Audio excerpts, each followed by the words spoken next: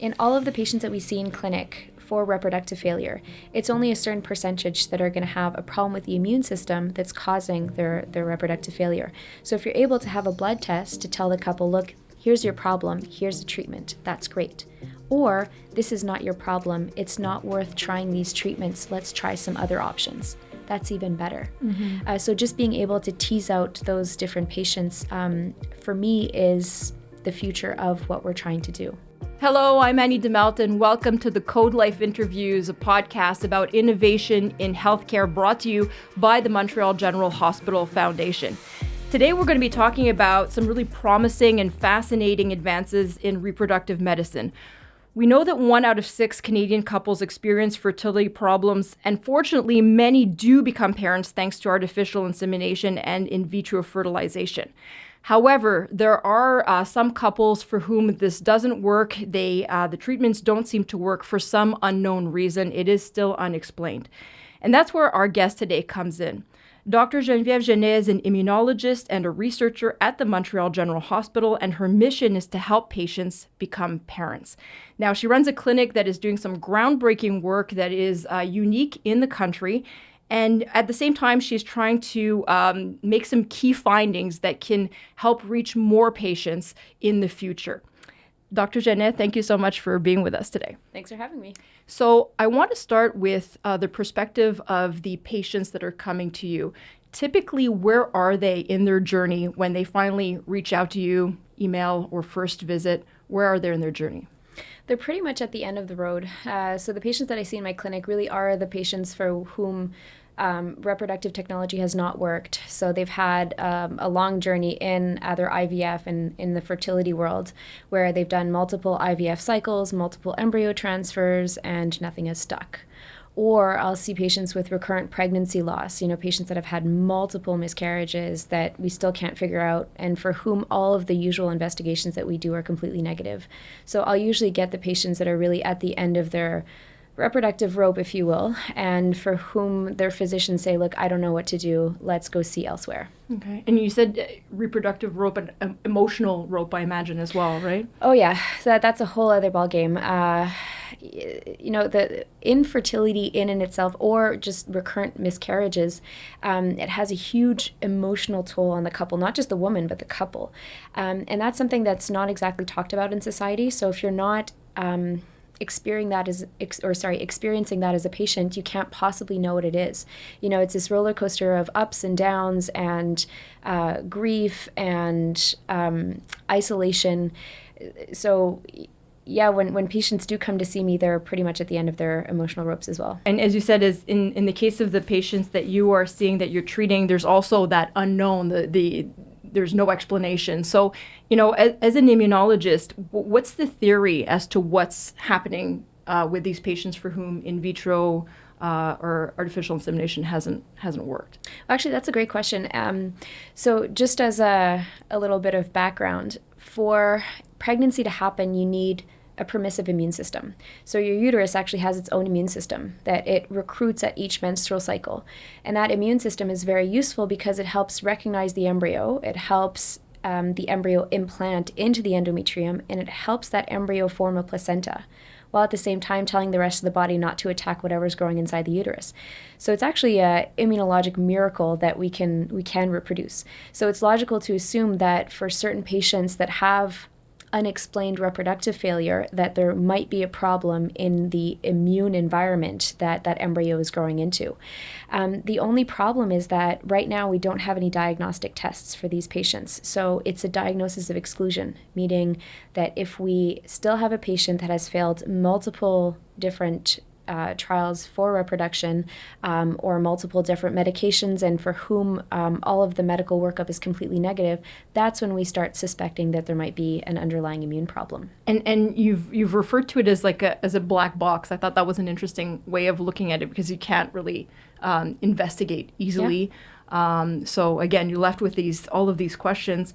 So I want to go to the part where you started making certain connections, and you do have a personal connection to this, which allowed you to really interestingly think outside the box, perhaps, and lead you to what you're doing today. So can you tell us a little bit about that Yeah, sure. path during your residency? Sure. I actually started as a resident in internal medicine, and I was very interested in the immune system. I had a bachelor's degree in the immune system. I thought I might want to work with HIV or, something. And then I started my residency in allergy immunology. And I think it was the second month of my residency, I was working with Dr. Phil Gould. And at that point, I myself had had probably 3 miscarriages. And we had seen a patient who had maybe 5, 6, 7 miscarriages, I can't remember. And I was wondering why this patient was referred to an allergy immunology clinic for her miscarriages. And Dr. Gould said, "Oh, don't worry. Give her this blood product called intravenous immunoglobulin. You'll see she'll get pregnant in no time." And sure enough, he was completely right.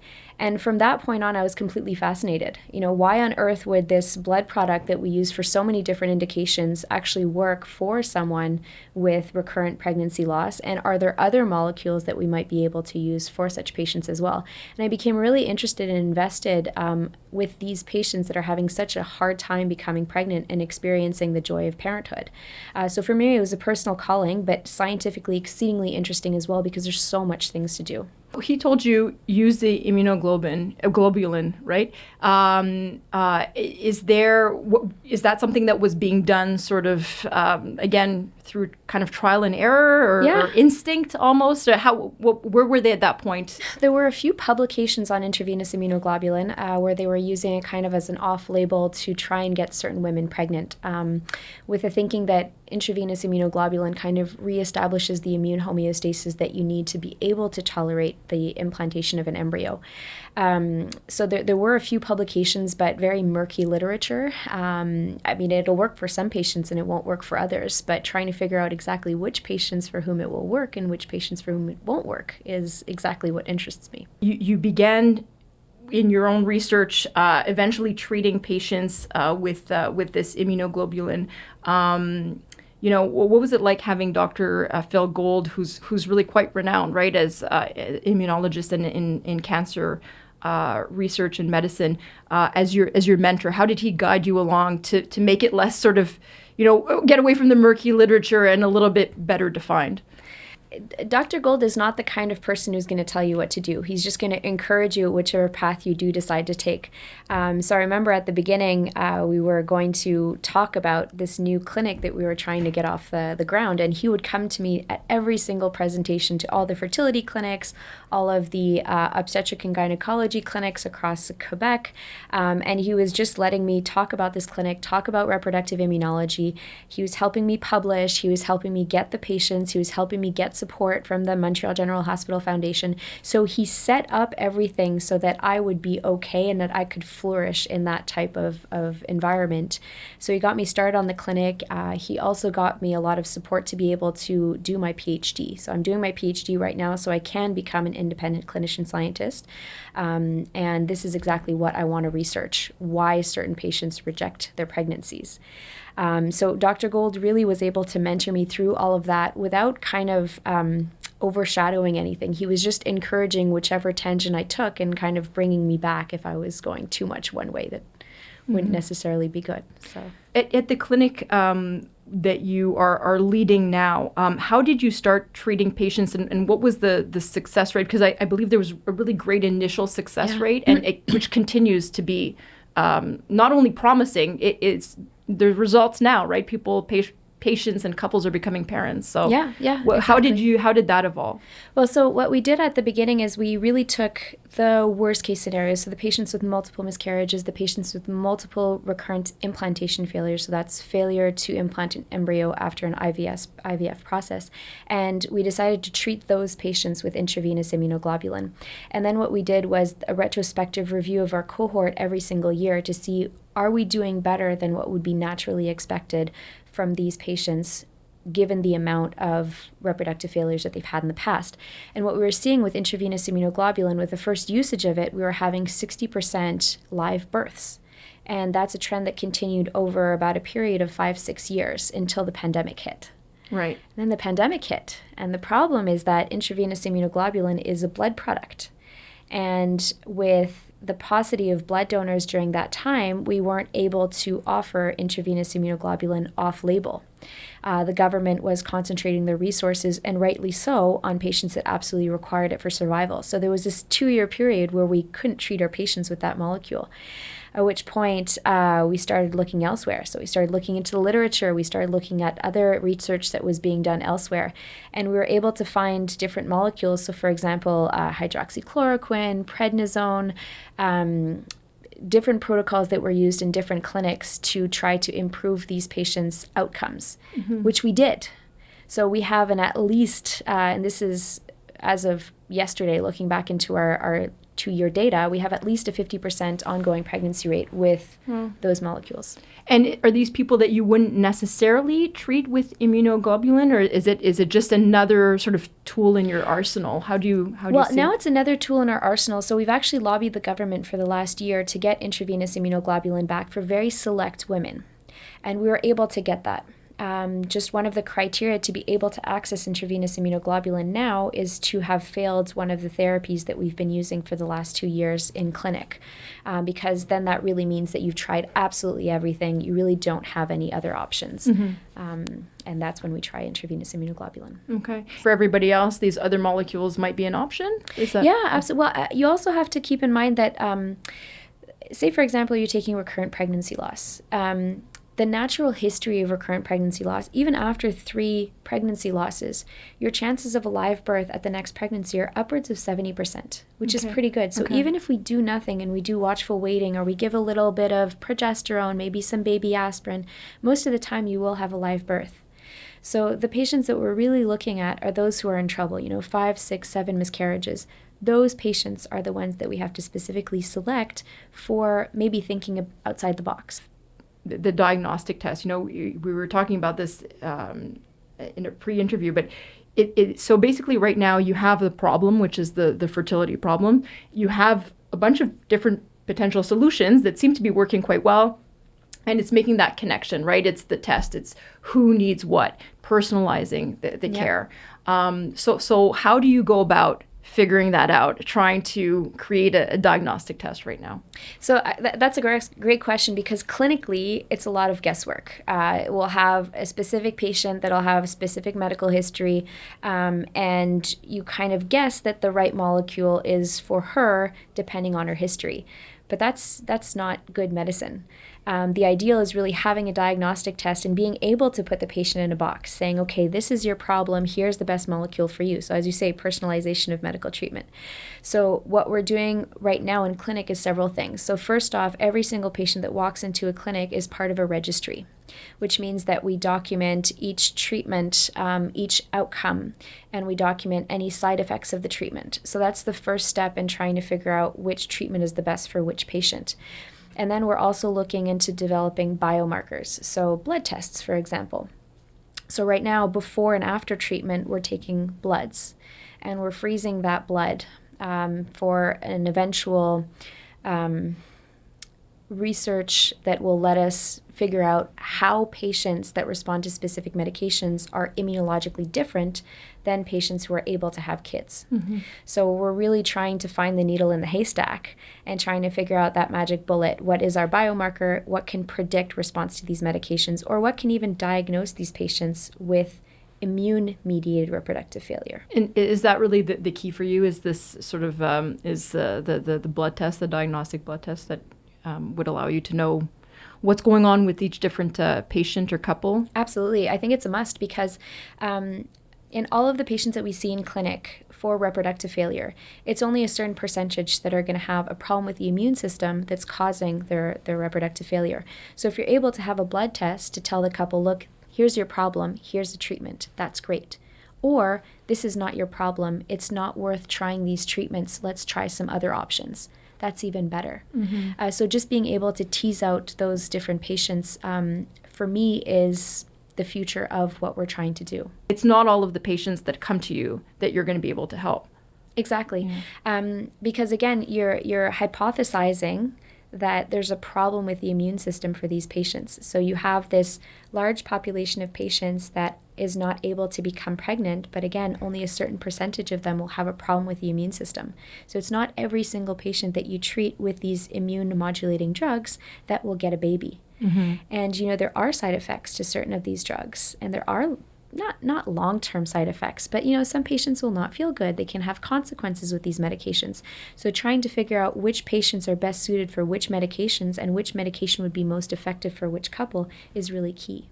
And we talked again about the whole emotional side of it. You're on this journey. You said at the beginning of the interview, oftentimes people are coming to you, kind of at the end of the line. They're already sort of worn out emotionally, physically. How would it help for them to have that test? It's sort of a yes or no answer, basically. Exactly. I think, probably one of the worst things that happens to a couple is not being able to figure out why they can't have a baby. Because if you can project yourself as a couple, if you've chosen that person, you project yourself as having a family, as being parents, as watching your children grow. And everyone around you is doing that. They're posting on Facebook, they're putting pictures everywhere, they're talking about their kids, and you're still, 2, 3, 4, 5 years later, and you're still not able to have children. People keep asking you, when are you going to get pregnant? When am I going to get grandbabies? All these questions, it's very difficult for a couple. So when you're faced with a bunch of doctors who are like, I'm sorry, I have no idea what's going on, that is exceedingly frustrating, and it's very isolating as well, because you have no one to turn to and you have no one to talk to about what's going on. So if at least you're able to give an explanation to these couples, even if you're not giving them a baby, if you're not allowing them to have a baby, just telling them, here's a medical diagnosis, it's going to be impossible for you to have children with this X diagnosis, try finding other ways, or, this is your problem, we can help you with this problem. That can be tremendously helpful. In the meantime, you have your clinic.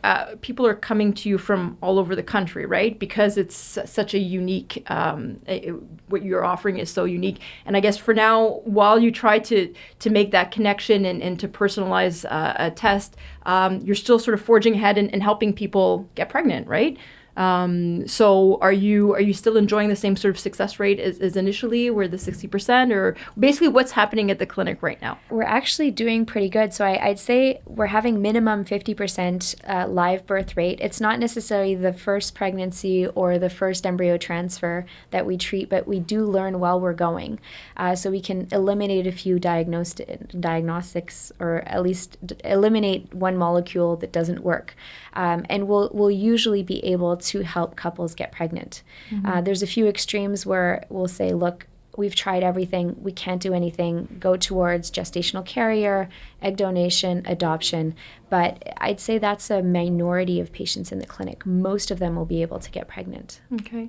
I'd like to know what do you need right now in terms of support in order to be able to help even more people. There's a research element, obviously there's the clinical care element. How can people support you essentially? Several ways. In terms of being able to do what we do at a larger scale, it's especially administrative support. So, having a dedicated, even part-time secretary for the clinic who knows what these patients are going through, who knows that it's important to book a patient when she's pregnant, to be able to follow up with appointments, to be able to be a hub for these patients when they need access to their doctor. We need a at least part-time research nurse to help us enter all of the data, keep track of all of the patients, make sure that everyone's doing okay, that all of their blood tests are done at the right time, emailing the patients, because there's a lot of back and forth with the patients. We're giving medications that are off-label, so we have to make sure to have that close contact with patients. So right now everyone has my email, which is a little problematic.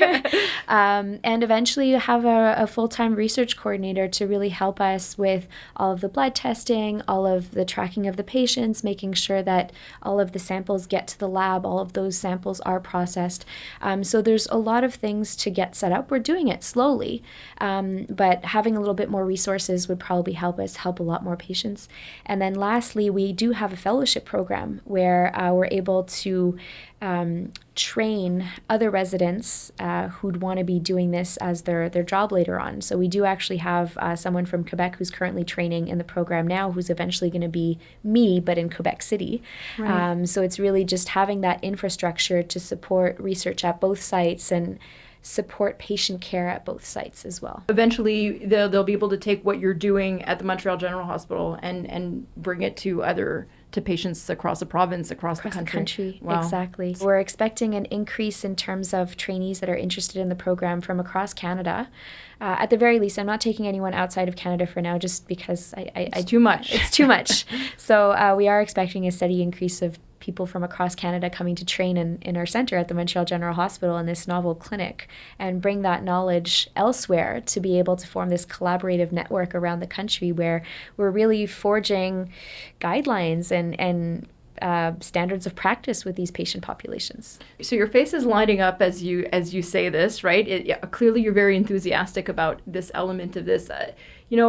And I saw when we were Zooming a couple of days ago, there's pictures of patients and their babies on your wall. How, again, you were emotionally invested at the beginning. Does it continue to be like that today? Do you have sort of relationships with these couples, with these patients that feel really personal and that keep you going, that motivate you essentially? Well, absolutely. I mean, the couple is kind of inviting you into their personal life, and it's probably the most personal that you're ever going to get with a patient. It's making babies. Mm-hmm. And just even if you spend, half an hour with the patient explaining what the immune system does or explaining how we can treat or how we can investigate, just that time invested in that relationship is very meaningful. So you get really attached to these patients and these patients get really attached to you. So, I'll get Christmas cards every year from patients who show just, the pictures of their kids. I think I was giving you the example, which really touched me. I think it was about a month ago when I left on vacation. I guess I must have told one patient who told someone on social media, kind of made the whole circle. And, I had patients who were emailing me happy vacation and were emailing me pictures of their kids on the beach.